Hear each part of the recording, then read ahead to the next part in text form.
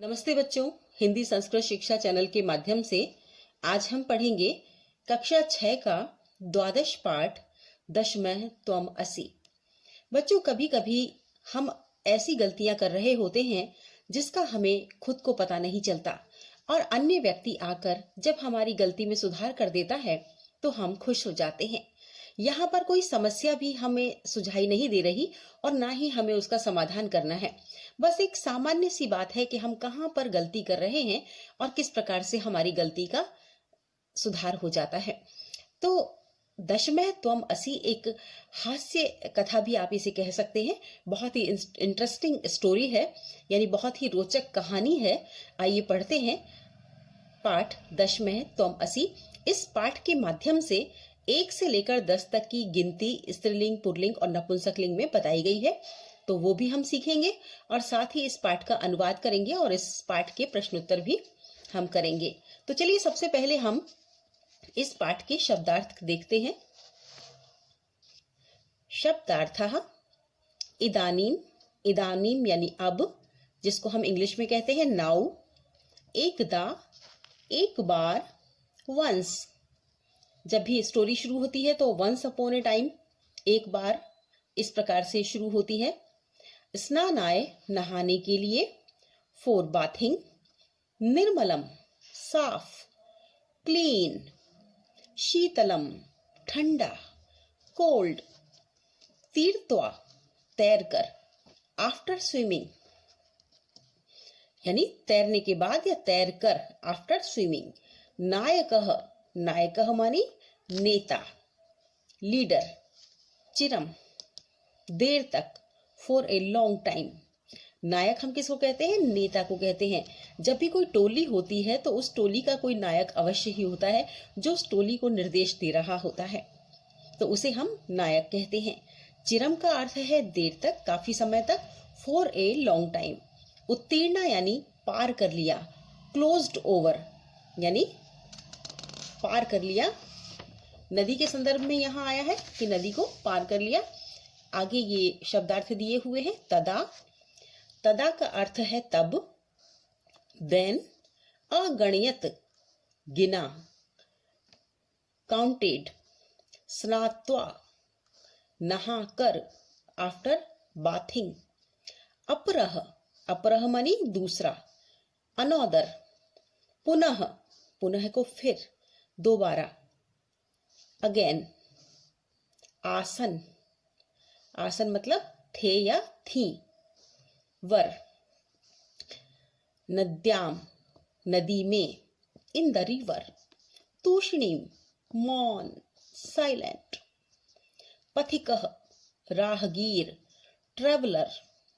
स्नातुम, स्नान के लिए। टू टेक बाथ, मग्नः, डूब गया, सैंक। प्रहृष्टा यानी आनंदित, प्रसन्नचित्त, खुश, हैप्पी। श्रुत्वा, श्रुत्वा मानी सुनकर, आफ्टर लिसनिंग। इति, उद्धरण की समाप्ति का सूचक अव्यय। इति एक ऐसा अव्यय है, किसी भी ग्रंथ के बाद में हम इति अवश्य ही लिखते हैं और इसी प्रकार से इति कई स्थानों पर आता है। जब हम किसी बात की समाप्ति करते हैं या किसी ग्रंथ की समाप्ति करते हैं या किसी पुस्तक की समाप्ति पर हम इति लिखते हैं। To end a sentence, context. तो ये थे इस पाठ के शब्दार्थ।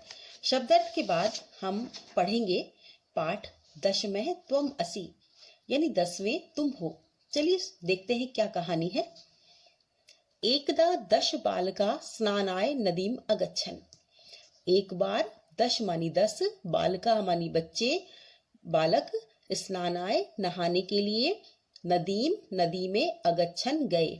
एक बार 10 बालक नहाने के लिए नदी में गए। ते नदी जले चिरम स्नानम अकुर्वन्। ते मानी वे सब, उन सब ने, नदी जले नदी के जल में, चिरम लंबे समय तक, काफी समय तक, स्नानम स्नान, अकुर्वन किया। उन्होंने लंबे समय तक या काफी समय तक नदी में स्नान किया। ततः ते तीर्थवा पारम गतः। ततः मानी उसके बाद, ते मानी वे, तीर्थवा मानी तैर कर, पारम गता वे पार चले गए या नदी के पार चले गए। तदा तेषाम नायकः अपृच्छत्, तदा मानी तब, तेषाम नायकः उनके नेता ने, अपृच्छत् पूछा, अपि सर्वे बालका नदीम उत्तीर्णा, क्या सभी बालक नदी से बाहर आ गए। अपि यानी भी, सर्वे बालका सभी बालक, नदीम उत्तीर्णा नदी को पार कर लिया है सभी बालकों ने। यहाँ पर ये चित्र भी दिखाई दे रहा है, ये बालक है जिसे एक राहगीर कुछ समझा रहा है। आगे देखते हैं। तदा कश्चित बालकः अगणयत्, तब किसी बालक ने गणना की, गिनती की, क्योंकि जब बहुत सारे लोग होते हैं, ज्यादा लोग होते हैं और हम एक साथ कहीं जाते हैं तो हम गिन कर ले जाते हैं कि हाँ भाई कितने लोग थे, और वापस आते समय भी गिन लेते हैं ताकि हमें तसल्ली हो जाती है कि हम लोग जितने गए थे उतने वापस आ गए हैं। तो तब किसी बालक ने गिनती की, एकः, द्वौ, त्रयः, चत्वारः, पञ्चः, षट्, सप्त, अष्टौ, नव इति। तो एक बालक ने गिनती की, 1, 2, 3, 4, 5, 6, 7, 8, 9। अतः स अवदत्, और वह बोला, नव एव सन्ति, 9 ही हैं, दशम न अस्ति, 10वां नहीं है। अपरः अपि बालकः पुनः अन्यान बालकान अगणयत्, और फिर दूसरे बालक ने भी अन्य बालकों की गिनती की। तदा अपि नव एव आसन, तब भी 9 ही थे, क्योंकि 10वां बालक तो स्वयं गिनती कर रहा था और सामने 9 ही बालक थे। 1, 2, 3, 4, 5, 6, 7, 8, 9 और 10वां बालक सामने खड़ा था। अपि नव एव आसन, तब भी 9 ही थे। अतः ते निश्चयम अकुर्वन्, तब उन्होंने निश्चय किया, यत दशम नद्याम मग्नः। अब जब 2-3 बालकों ने गिन लिया तब उन्हें ऐसा प्रतीत हुआ कि लगता है 10वां बालक नदी में डूब गया है। तो उन्होंने निश्चय किया कि 10वां बालक नदी में डूब गया है। ते दुखिता तूष्णीम अतिष्ठन्, वे दुखी हो गए और चुपचाप दुखी होकर बैठ गए। क्योंकि जब कोई दुर्घटना हो जाती है या हमें लगता है कि दुर्घटना हो गई है तो हम बहुत दुखी हो जाते हैं, तो वे दुखी होकर बैठ गया। तदा कश्चित् पथिकः तत्र आगच्छत्, तब कोई यात्री वहां आया। तदा मानी तब, कश्चित् मानी कोई, पथिकः मानी यात्री, तत्र मानी वहां, आगच्छत् मानी आया। तब वहां कोई यात्री आया। स तान बालकान दुखितान दृष्ट्वा अपृच्छत्, स तान बालकान, उसने उन बालकों को, दुखितान दृष्ट्वा, दुखी देखकर, अपृच्छत् पूछा, बालकाः बालकों, युष्माकम दुःखस्य कारणम किम, तुम्हारे दुख का क्या कारण है। युष्माकम यानी तुम्हारे, बहुवचन शब्द है। दुःखस्य दुख का, कारणम किम क्या कारण है।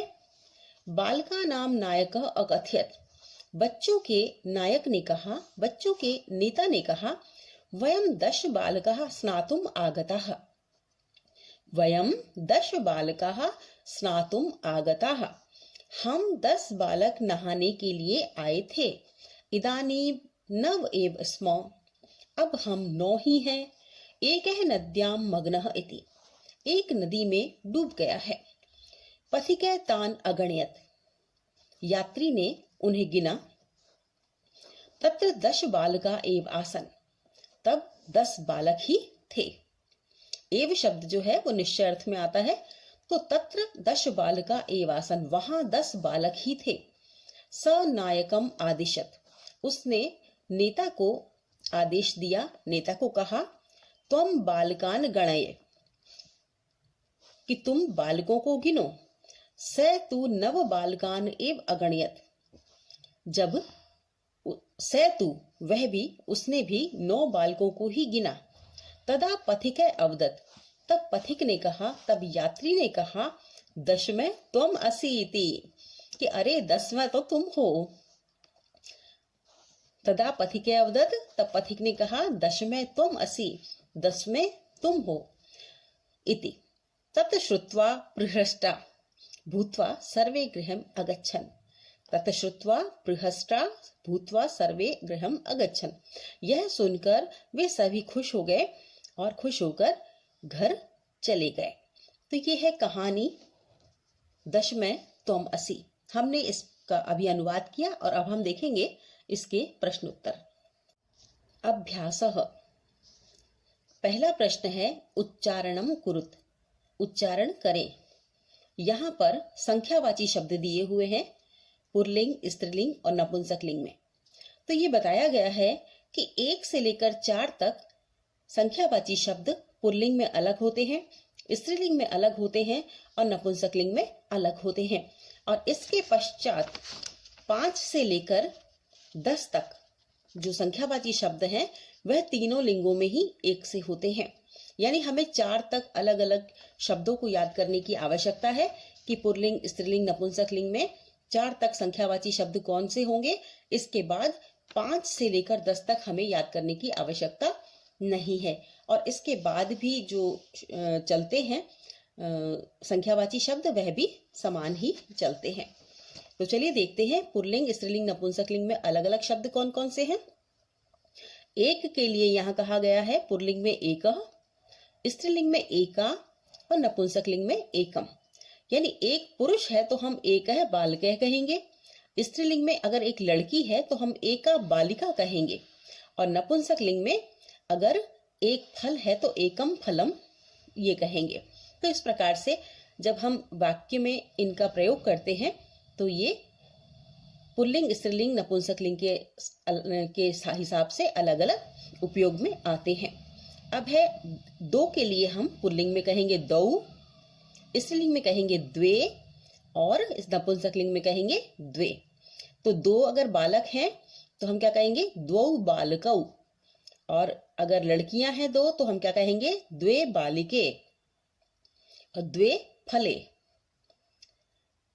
3 के लिए कहेंगे त्रय, त्रय बालकः, क्योंकि जहां 3 हो जाते हैं वहां हम बहुवचन शब्द का प्रयोग करते हैं। 3 और 3 से अधिक चीजों के लिए हम बहुवचन शब्द का प्रयोग करते हैं। तो त्रयः बालका, तिस्रः बालिकाः, त्रीणि फलानि।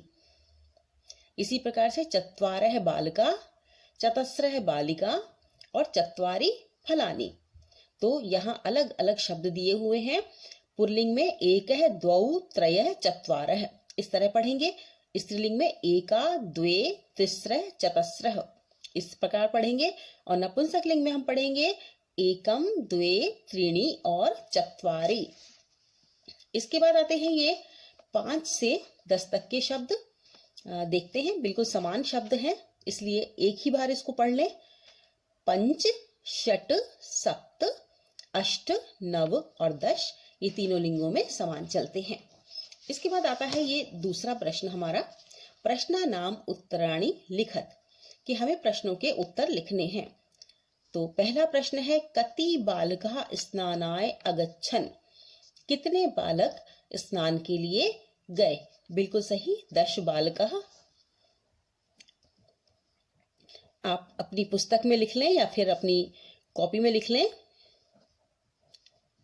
10 बालकः स्नानाय अगच्छन्, कति बालका के स्थान पर हम लिख देंगे 10 बालकः स्नानाय अगच्छन्। अब ख है ते स्नानाय कुत्र अगच्छन्, तो कुत्र के स्थान पर हम शब्द जोड़ देंगे जहां पर वो गए थे। ते स्नानाय नदीम अगच्छन्, नदीम शब्द लिख देंगे यहां पर। ते कम निश्चयम अकुर्वन्, उन्होंने क्या निश्चय किया।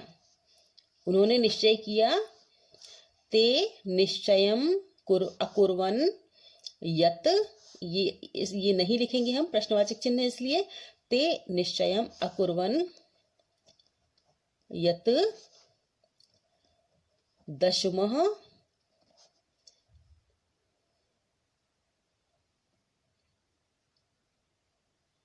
नद्यां मग्नः इति। उन्होंने निश्चय किया कि 10वां नदी में डूब गया। मार्गे क आगच्छत, मार्ग में कौन आ रहा था? मार्ग, तो देखते हैं मार्ग में कौन आ रहा था? पथिकः।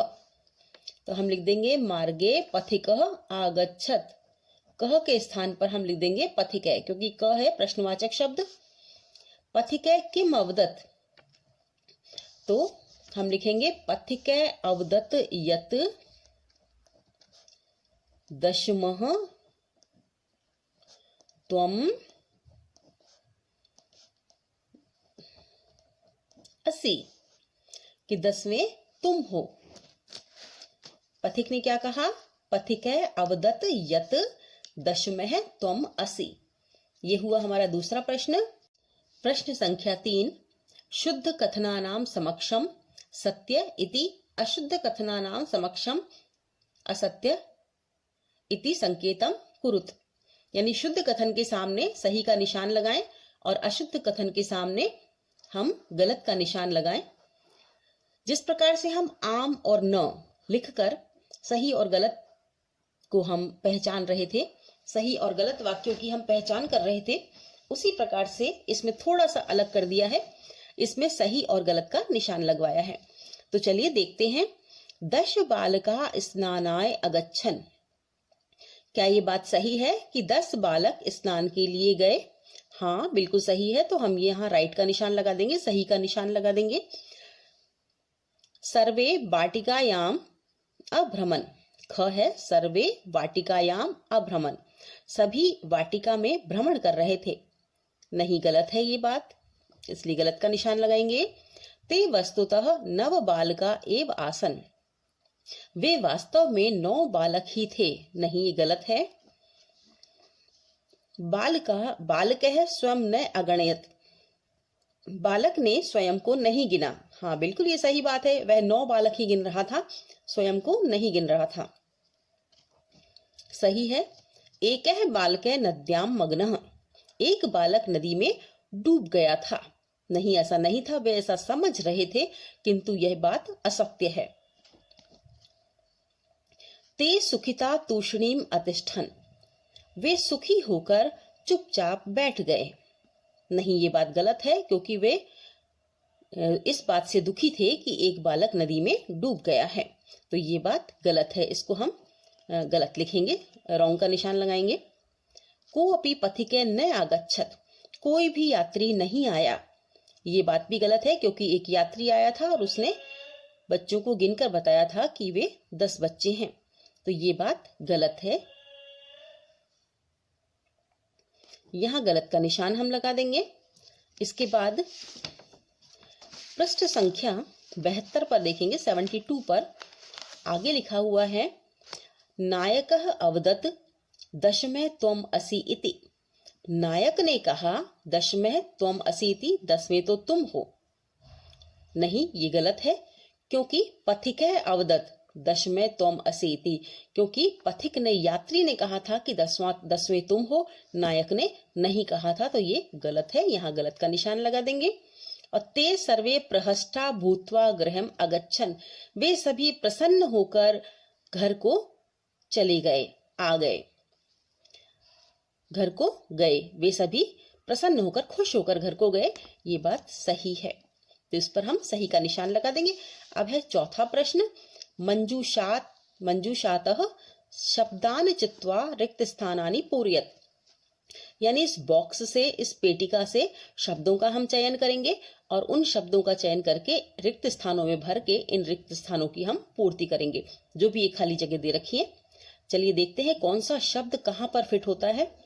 क है ते बालका नद्या उत्तीर्णा, ते बालका, वे बालक नदी से उत्तीर्ण हो गए। कैसे हो गए? नदी के पार कैसे हो गए? इनमें से कौन सा शब्द आएगा? तीर्थवा, यानी तैर कर। तो हम लिखेंगे तीर्थवा। ते बालका तीर्थवा नद्या उत्तीर्णा। अब है पथिके बालकान दुखितान, दृष्टवा अपृच्छन, क्योंकि वे दुखी दिखाई दे रहे थे,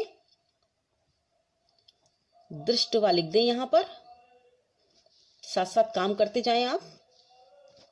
पुस्तकानि विद्यालयम गच्छ, तो पुस्तकानि गृहीत्वा, हम पुस्तकें लेकर ही विद्यालय जाते हैं, तो पुस्तकानि गृहीत्वा विद्यालयम गच्छ, पुस्तकें लेकर विद्यालय जाओ।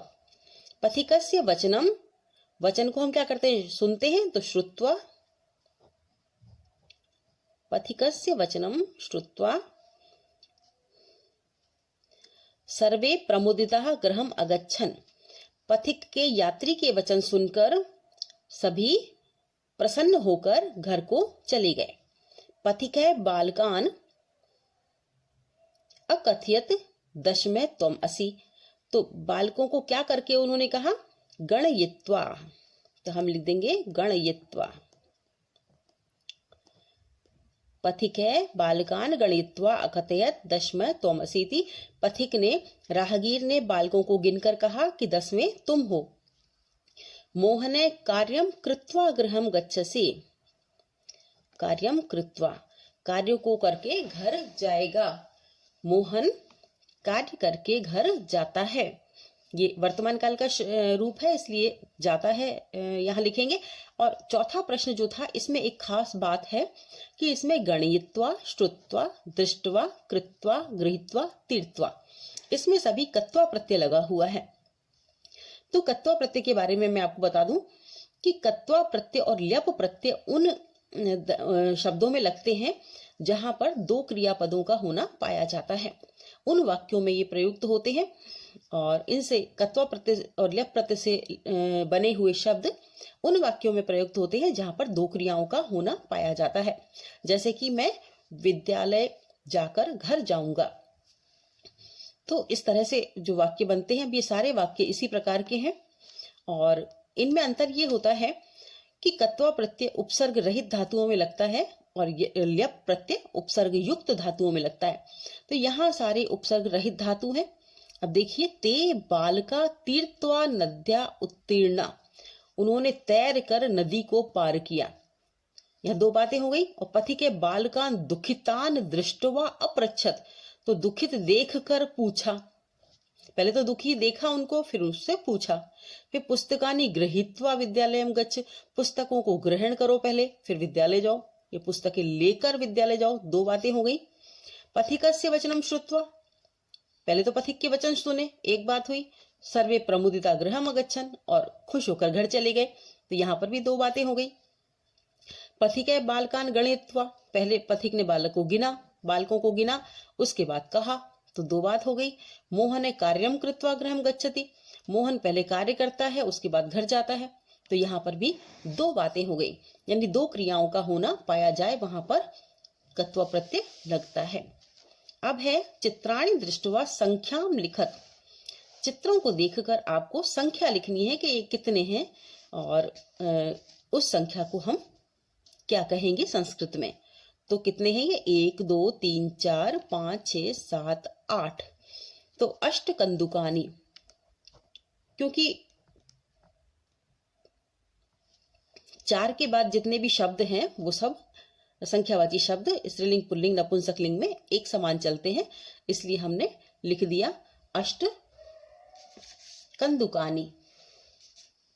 अब इसके बाद है चटका, चटका कितनी है, 3 है, तो 3 को हम क्या लिखेंगे, 3 के लिए देखते हैं क्या आया है, तिस्रह, स्त्रीलिंग में आएगा तिस्रह, स्त्रीलिंग शब्द है चटका, तिस्रह चटका। अब है पुस्तकम, एकम पुस्तकम, क्योंकि 1 से 3 तक हमको स्त्रीलिंग, पुल्लिंग, नपुंसकलिंग देखना पड़ेगा। मयूरौ, तो 2 मयूरे,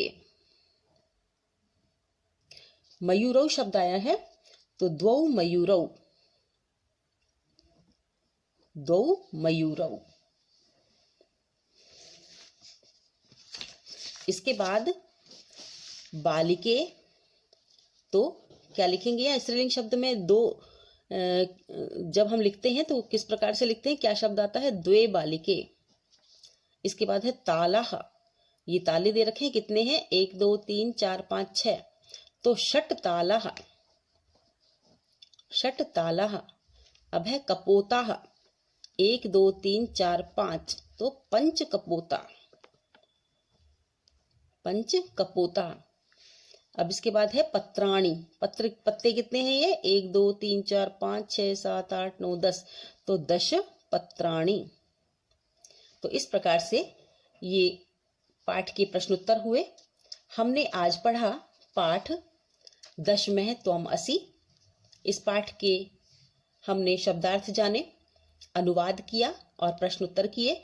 आप इन सभी प्रश्नोत्तरों को अपनी अभ्यास पुस्तिका में कीजिए और एक बार इस पाठ को पुनः पढ़कर देखिए। यदि कोई बात समझ में नहीं आती है तो आप मुझे कमेंट बॉक्स में कमेंट जरूर करके बताएं और आगे भी इसी तरह के पाठ प्राप्त करते रहने के लिए चैनल को सब्सक्राइब करें। अगले वीडियो में हम पाठ पढ़ेंगे त्रयोदश पाठ विमान यानम रचयाम। बहुत ही इंटरेस्टिंग पाठ है और एक गीत के समान है ये, तो हम इसे अगले वीडियो में पढ़ेंगे।